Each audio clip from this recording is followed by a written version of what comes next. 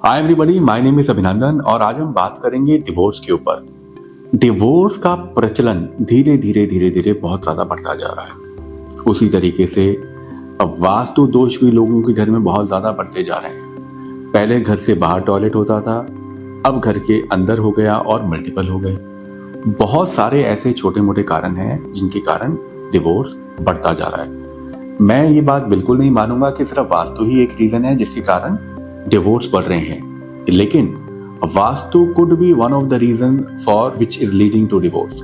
ठीक है, तो बात करते हैं कि कौन कौन सी चीजें हम चेक कर सकते हैं या सॉल्व कर सकते हैं, फिक्स कर सकते हैं, ताकि अगर हमारी रिलेशनशिप्स में कुछ इम्बैलेंस चल रहा है तो हम उसको ठीक करें। सबसे पहले हमारे घर की एक दिशा आती है जिसका नाम है south west.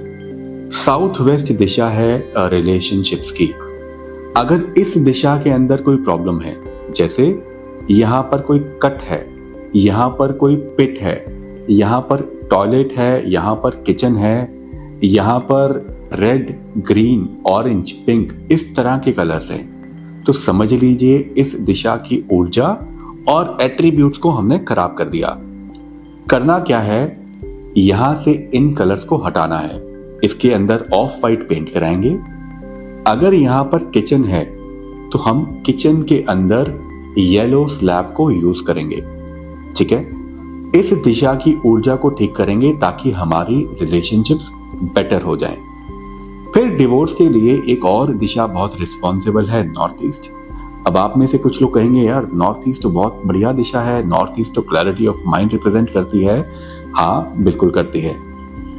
North east Disha clarity of mind की भी है और कंफ्यूजन की भी है।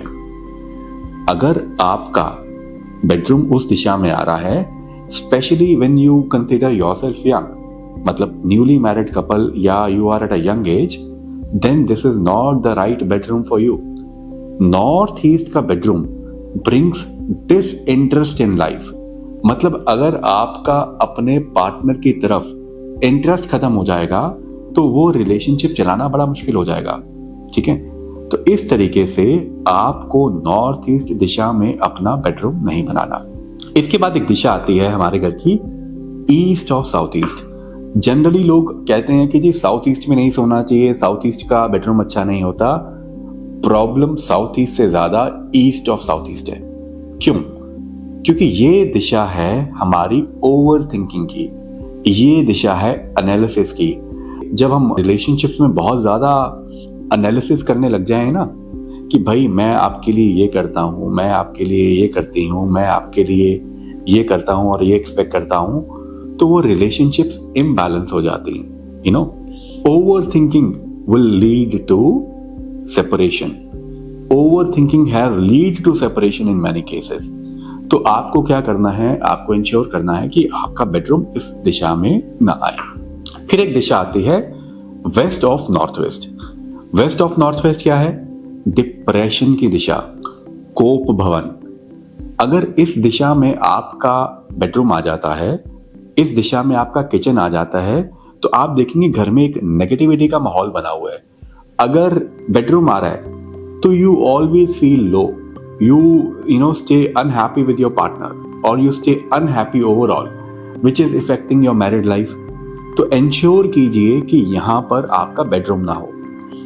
एक पॉइंट और बताना चाहूंगा, हमारे घर की एक दिशा है साउथ ऑफ साउथ वेस्ट, एक दिशा है ईस्ट ऑफ साउथ ईस्ट, एक दिशा है वेस्ट ऑफ नॉर्थ वेस्ट। ये तीनों दिशाएं बहुत शुभ नहीं मानेंगी रिलेशनशिप के पर्सपेक्टिव से।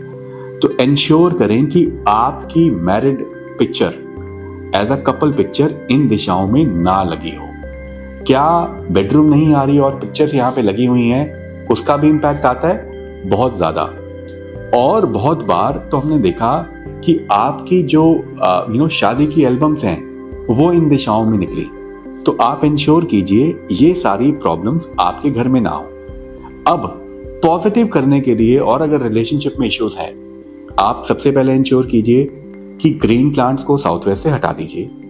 एक happy couple picture south west में लगाइए, एक happy couple picture north of north waste में लगाइए, और ईस्ट ऑफ नॉर्थ ईस्ट में भगवान राधा कृष्ण जी की पिक्चर लगाइए। भगवान राधा कृष्ण जी फन एंटरटेनमेंट के जोन में जाएंगे, आपके संबंध मधुर होने शुरू हो जाएंगे। ठीक है, आशा करता हूं आज का वीडियो आपके लिए इंफॉर्मेटिव रहा और किसी और प्रश्न के लिए आप जरूर कमेंट कीजिए। धन्यवाद।